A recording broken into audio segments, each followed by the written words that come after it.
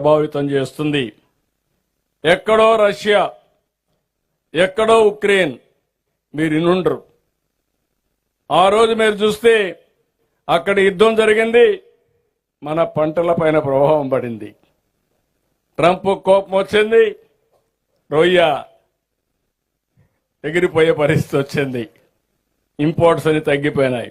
అంటే మీరు అర్థం చేసుకోవాలి, ఎక్కడ ఉక్రెయిన్, ఎక్కడ అమెరికా, ఎక్కడ ఈస్ట్ గోదావరి నల్లజర్ల, దాని ప్రభావం మన మీద పడే పరిస్థితికి వచ్చింది.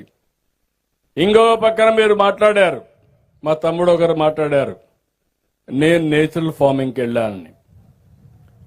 ఈరోజు కొన్ని దేశాలున్నాయి, కడాన మీరు గుర్తుపెట్టుకోవాలి, వాళ్ళు వాడే ఇనుమ, వాళ్ళు వాడే అల్యూమినియం హీట్ రాకూడదని గ్రీన్ ఎనర్జీతో తయారు చేసిన కరెంటే వాడాలని నిబంధన పెట్టారు.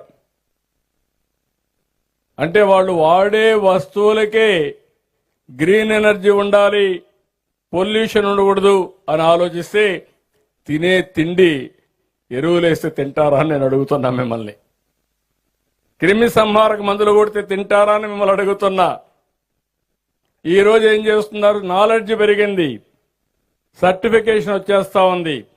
మనం పండించిన పంట ఒక యాప్లో పెట్టి తీసుకుంటే ఆటోమేటిక్గా ఎంత దాంట్లో ఎరువు ఉంది, ఎంత క్రిమి సంహారక మందులున్నాయో ఆటోమేటిక్గా వచ్చేస్తా ఉంది. ఇది కూడా మీరు గుర్తుపెట్టుకోవాలి. ఇప్పుడే మిత్రుడు చెప్పాడు ఒక ట్రైన్. ఒకప్పుడు అన్నదాత అంటే మారు పేరు పంజాబ్, ఆంధ్రప్రదేశ్. పంజాబ్ నుంచి ఎవ్రీడే ఒక 2 ట్రైన్లు ఢిల్లీకి వెళ్తున్నాయి. ప్రత్యేకంగా క్యాన్సర్ పేషెంట్లు తీసుకొని ఢిల్లీకి వెళ్లి ట్రీట్మెంట్ ఇచ్చి మళ్ళా తీసుకొస్తున్నారు. దానికి మీరు గుర్తుపెట్టుకోవాల్సింది, అలాంటి పరిస్థితి రాష్ట్రానికే కాదు, ఇక్కడుండే రైతు దేశానికి, ప్రపంచానికి అలాంటి పరిస్థితి క్రియేట్ చేయకూడదు. అది నా రైతాంగం యొక్క పట్టుదల. గిట్టుబాటు ధర రావాలి. అదే సమయంలో ఎక్కడికక్కడ ఆదాయాన్ని కూడా పెంచుకుంటూ మనం ముందుకు పోవాల్సిన అవసరం ఉంది. అందుకే ఆహారపు అలవాట్లు కూడా పెరిగాయి. ఒకప్పుడు అందరూ వరే తినేవాళ్ళం, రాయలసీమ లేదు జొన్నలే తినేవాళ్ళు, రాగులే తినేవాళ్ళు. ఎప్పుడైనా పెద్ద పెద్ద కుటుంబాలు మాత్రం రైస్ తినేవాళ్ళు. మన నాయకుడు ఎన్టీ రామారావు గారు వచ్చిన తర్వాత ₹2 కేజీ బియ్యం పెట్టి అందరూ కూడా వరి ధాన్యం తినే పరిస్థితికి వచ్చాం. అయితే దీనివల్ల లాభ నష్టాలు కూడా వచ్చాయి. దానివల్ల లాభ నష్టాలు చూస్తే రాగి తినే వాళ్ళకి ఎప్పుడు డయాబెటీస్ రాదు, షుగర్ రాదు. ఇప్పుడు అక్కడ కూడా షుగర్ వస్తూ ఉంది. ఇప్పుడు ఈస్ట్ గోదావరి, వెస్ట్ గోదావరి కాకుండా అక్కడ వచ్చే పరిస్థితి వచ్చింది. ఇప్పుడు ఆహారపు అలవాట్లు మారిపోయినాయి. కొంతమంది రైస్ తినడం మానేశారు. మీరేమనుకోపోతే నేను కూడా రైస్ తిన్నాను. ఎందుకంటే ఆరోగ్యంగా ఉంటే 4 పనులు ఎక్కువ చేయొచ్చు. ఆరోగ్యం లేదనుకోండి, అక్కడి నుంచి ఇబ్బందులు వస్తాయి.